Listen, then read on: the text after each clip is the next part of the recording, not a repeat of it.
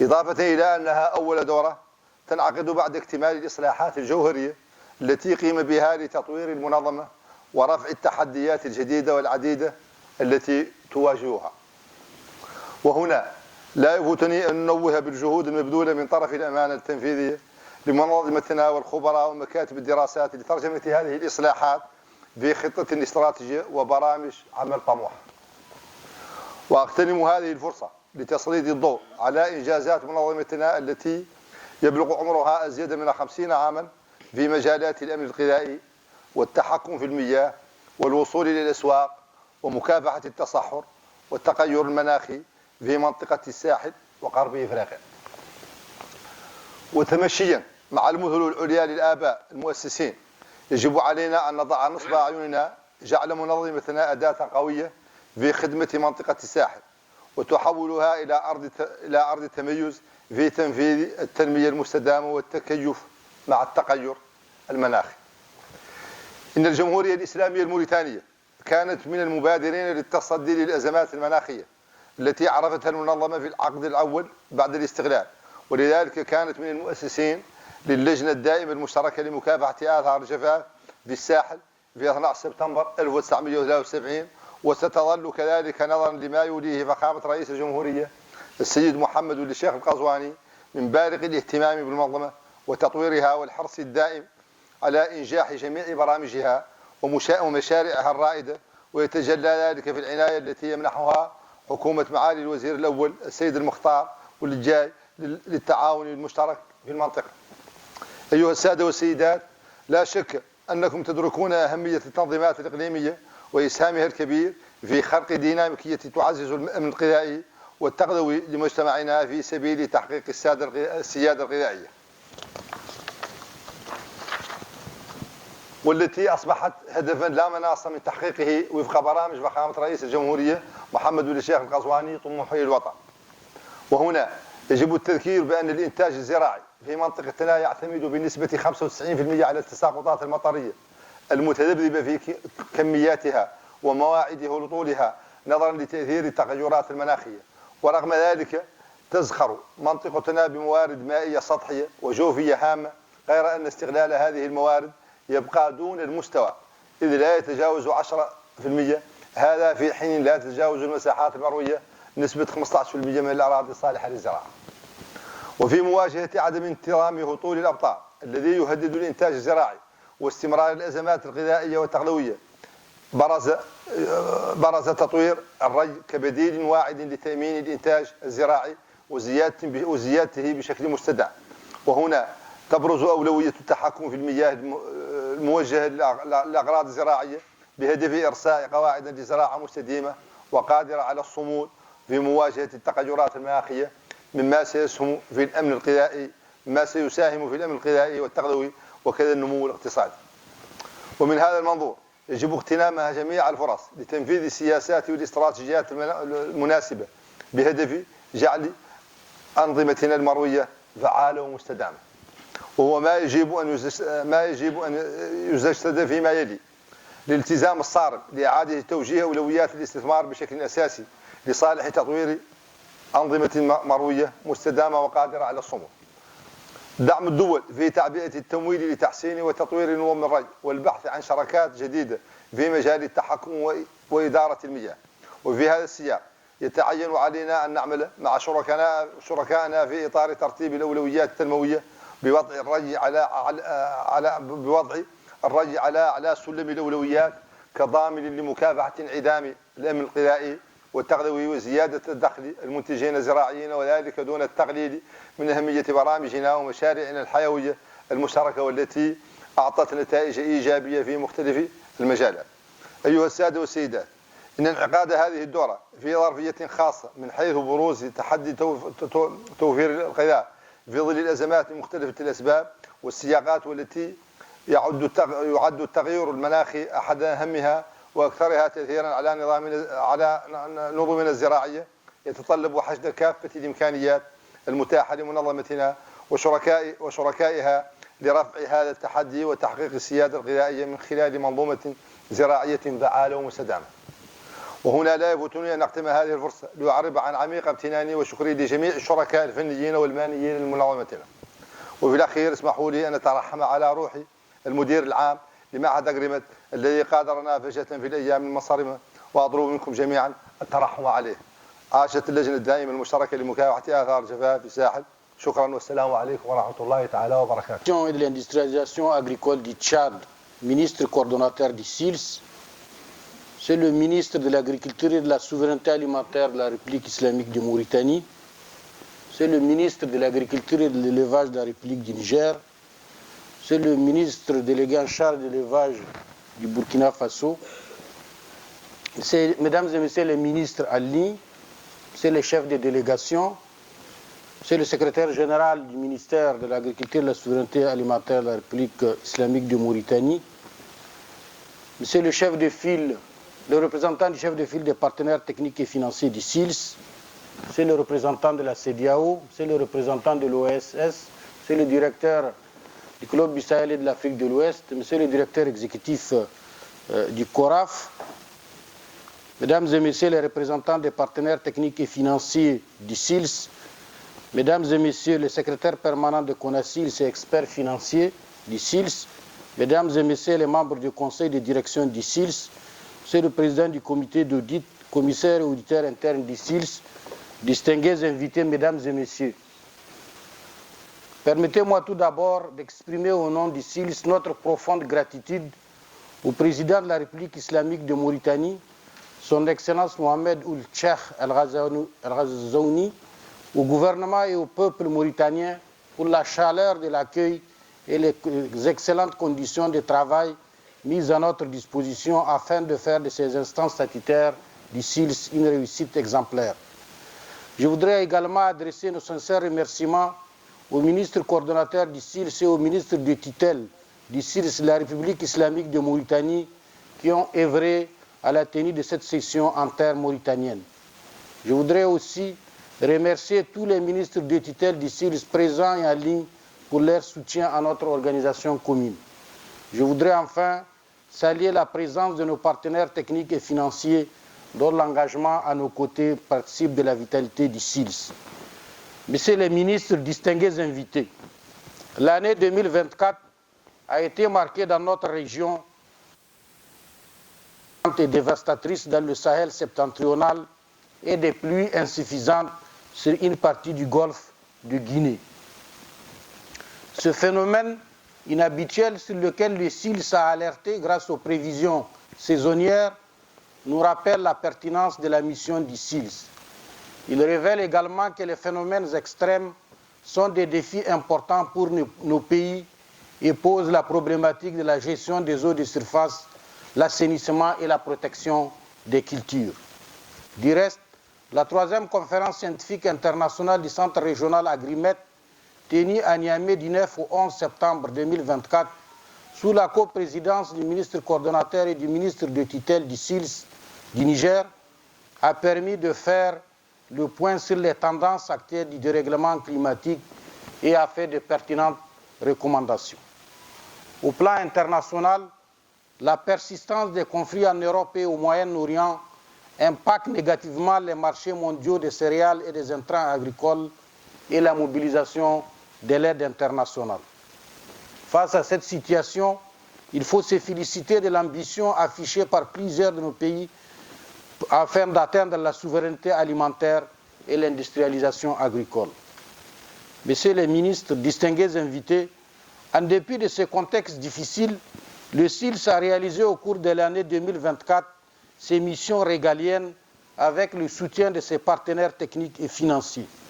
Les dispositifs régionaux de prévention et d'alerte ont fonctionné avec la collaboration des services nationaux des États membres. Les partenariats avec les OIG de la région ont également été renforcés. C'est le cas notamment avec l'UEMOA et la CEDEAO autour de 3 dispositifs. Le comité régional de contrôle des engrais, le comité ouest-africain des semences et plants et le comité ouest-africain d'homologation des pesticides. Avec la FAO, le SILS accompagne les États dans le cadre de l'initiative main dans la main du directeur général de la FAO, axée sur les plans d'investissement dans le domaine de l'irrigation.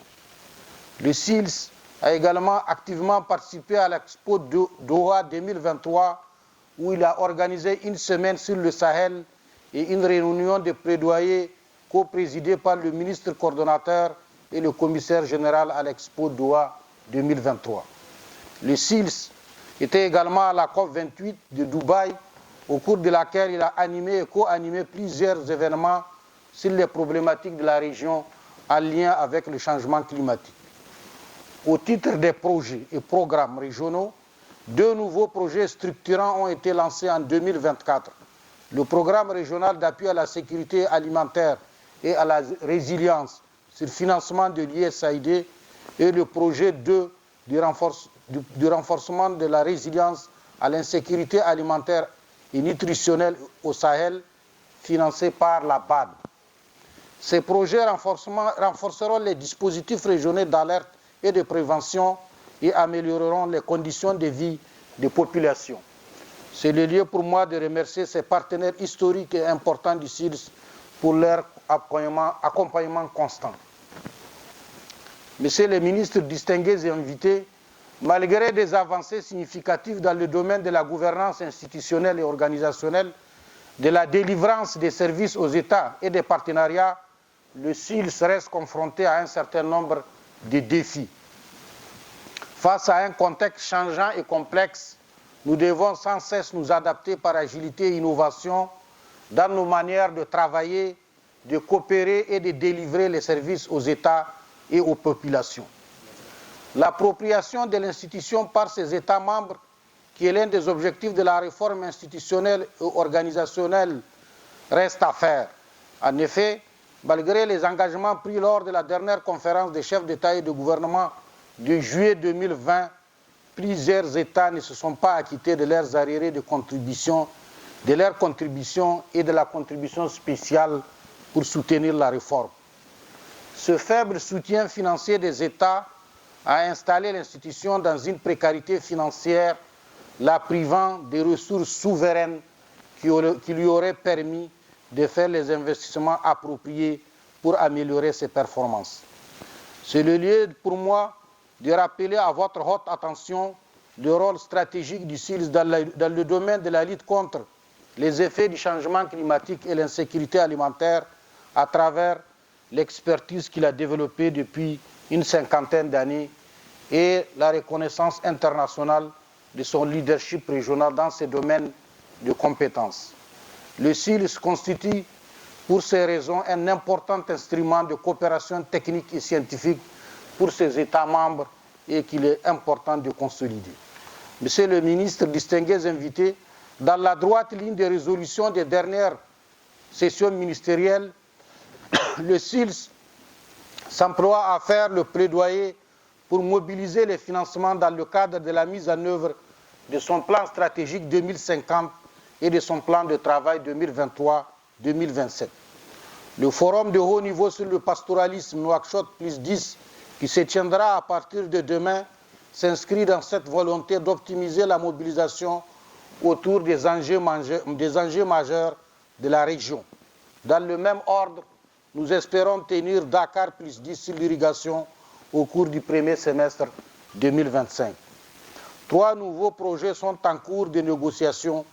Le programme régional d'appui au développement de l'économie pastorale en Afrique de l'Ouest et au Sahel et le projet de renforcement d'innovation des systèmes d'information en matière de sécurité alimentaire et nutritionnelle en Afrique de l'Ouest et au Cameroun sur financement de l'Union européenne.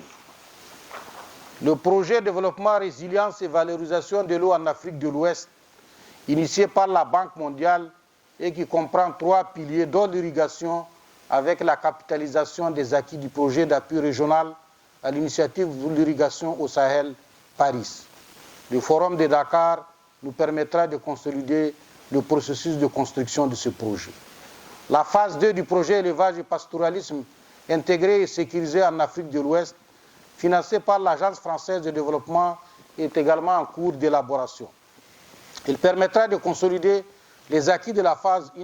notamment le dialogue et la prévention des conflits et l'observatoire des élevages mobiles en Afrique de l'Ouest. À la suite de la mini-table ronde organisée en marge de Doha 2023, nous envisageons d'organiser un événement en marge de la COP 16 de l'INCCD en vue de mobiliser les financements arabes. De même, nous avons prévu en partenariat avec l'INITAR, l'Institut pour la science et les techniques des Nations Unies, de lancer la déclaration sur l'éducation environnementale à l'occasion de la COP 29 sur les changements climatiques. Je voudrais à cet égard remercier le ministre de l'Agriculture et de l'Environnement du Cap-Vert qui a bien voulu nous accompagner dans cette perspective. C'est les ministres distingués invités. La réunion du CRPS qui vient de se tenir a permis de passer à revue le bilan de l'exercice 2024 et de planifier les activités 2025.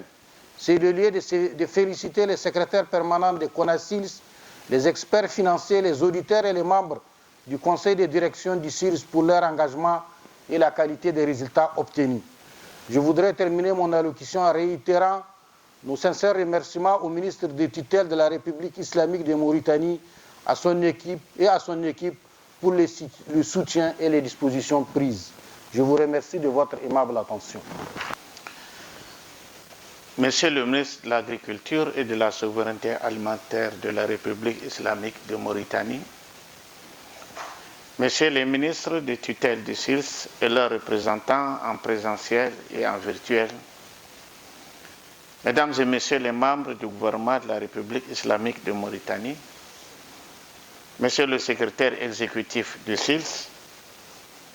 Monsieur le représentant de la directrice régionale de l'USAID pour l'Afrique de l'Ouest, chef de file des partenaires techniques et financiers du CIRS, Excellences, Mesdames et Messieurs les ambassadeurs et chefs de mission diplomatiques et consulaires, Mesdames et Messieurs les représentants des organisations interafricaines et internationales, Mesdames et Messieurs les secrétaires permanents de CONACYLS, Monsieur le secrétaire permanent coordinateur du Tchad, président de la 31e réunion du CRPS, Messieurs les directeurs généraux de l'Institut du Sahel et Centre Agrimet, Centre climatique régional Afrique de l'Ouest et Sahel, distingués invités, Mesdames, Messieurs, c'est pour moi un immense plaisir et un insigne honneur de prendre la parole en ma qualité de ministre coordonnateur du CIRS à l'occasion de la cérémonie solennelle d'ouverture de la 59e session ordinaire du Conseil des ministres des États membres pour exprimer, à mon nom propre et au nom de mes collègues ministres de tutelle, mes remerciements à son Excellence, M. Mohamed Ould Cheikh El Ghazouani, président de la République islamique de Mauritanie, président en exercice de l'Union africaine, pour son leadership continental reconnu et fortement apprécié. Je profite de cette occasion pour remercier le président en exercice du CIRS, M. Mohamed Idriss Déby Itno, pour ses grandes orientations et engagements en faveur de notre grande institution, le CIRS. Je voudrais également remercier le gouvernement et le peuple de la République islamique de Mauritanie pour l'accueil très chaleureux et fraternel réservé aux différentes délégations arrivées dans cette belle et historique ville de Nouakchott. Ainsi me plaît-il de souhaiter à toutes et à tous la bienvenue à cette importante réunion. Mesdames et Messieurs les ministres, honorables invités, cette tribune est le lieu pour moi de saluer la présence de nos partenaires techniques et financiers et de leur renouveler notre très vif remerciement pour leur engagement et leur appui multiforme et constant à notre organisation commune. Point n'est besoin de rappeler que l'espace CIRS est affecté par des crises alimentaires à répétition, la crise énergétique, l'avancée menaçante du désert, les effets néfastes des changements climatiques auxquels s'ajoute l'insécurité et les différents conflits qui plombent notre développement économique. Les crises alimentaires et nutritionnelles auxquelles font face les populations sont généralement chroniques et localisées suite à des mauvaises récoltes ou à une insuffisance des revenus pour accéder convenablement à l'alimentation. C'est pourquoi, avec nos partenaires, il nous faut une synergie d'action plus ambitieuse et plus adaptée au contexte sahélien et ouest-africain en pleine mutation. Une attention particulière doit être portée aux fragilités, notamment à l'insécurité civile qui gagne du terrain. La pauvreté, particulièrement dans les zones rurales, et une population jeune en pleine expansion qui a besoin d'être rassurée. Aussi, le CIRS doit jouer un rôle de premier plan dans l'accompagnement des États membres et s'orienter vers des priorités opérationnelles en cohérence avec leurs priorités stratégiques et la forte demande sociale de leurs habitants. Au regard de son positionnement institutionnel en Afrique et de son expérience dans la mise en œuvre des programmes de développement, le CIRS devait être capable de conduire toutes ses actions en cohérence avec celles des institutions régionales. Mesdames et Messieurs les ministres,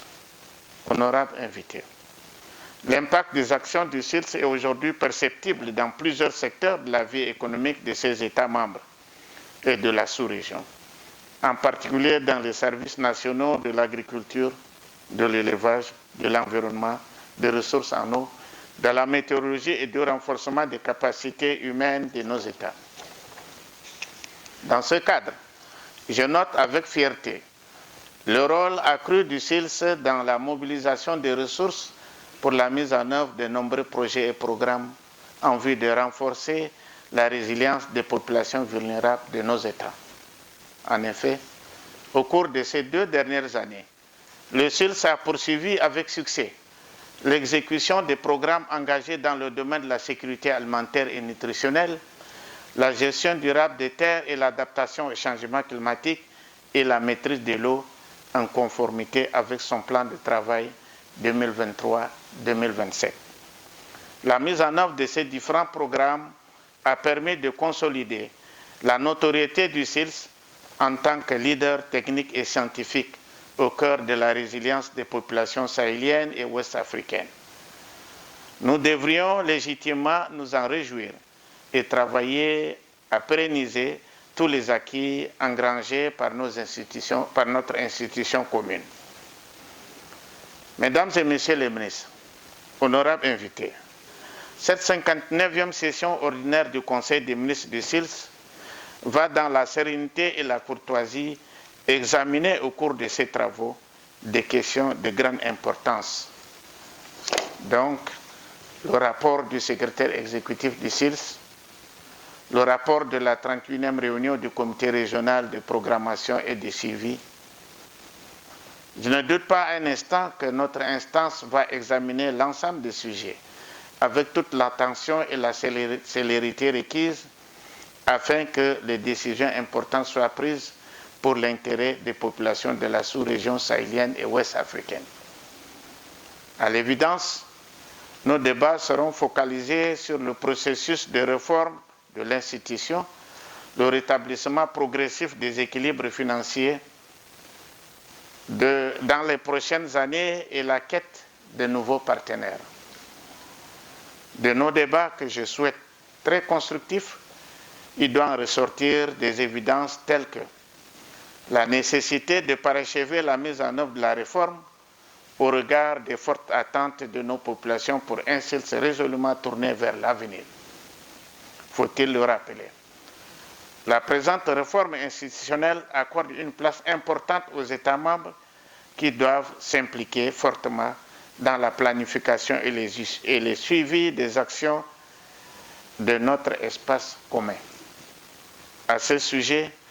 les CONACYLS constituent la pierre angulaire de notre réforme enclenchée et le renforcement de leur rôle permettra aux États de mieux s'en approprier. Nous resterons attentifs aux recommandations et conclusions des travaux afin d'en référer à la prochaine conférence des chefs d'État et de gouvernement de notre espace commun. Mesdames et Messieurs les ministres, honorables invités, après plus d'un demi-siècle d'existence, le SILS a en effet fortement appuyé ses États membres et les populations du Sahel et de l'Afrique de l'Ouest dans la mise en place des mécanismes, instruments et outils qui, aujourd'hui, permettent de mieux comprendre et faire face efficacement aux défis du développement durable dans la région. Aussi, les partenaires techniques et financiers ont permis de renforcer les politiques régionales, de mettre en place des réseaux régionaux opérationnels, de diffuser des informations consensuelles sur la situation de la sécurité alimentaire, notamment en matière de suivi de campagnes agro-silvo-pastorales, de ressources naturelles, de la sécurité alimentaire, de renforcement des capacités et des plaidoyers face à des problématiques d'envergure régionale touchant des secteurs sensibles. Toutes ces actions ont permis d'améliorer directement les conditions de vie de plusieurs milliers de Sahéliens et Ouest-Africains. L'adoption d'un plan stratégique à l'horizon 2050 et du plan de travail 2023-2027 s'intègre parfaitement dans le sillage des documents stratégiques régionaux, continentaux et internationaux dans le domaine de la sécurité alimentaire et nutritionnelle, de la gestion des ressources naturelles face au changement climatique, de l'accès au marché des produits agro-silvo-pastoraux et halieutiques. Dans la droite ligne de ces idéaux et de ces